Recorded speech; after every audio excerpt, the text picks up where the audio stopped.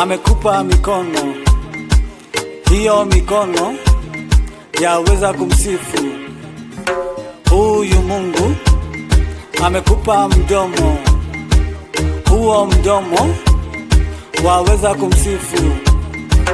Huyu Mungu amekupa mwili, huo mwili waweza kumsifu.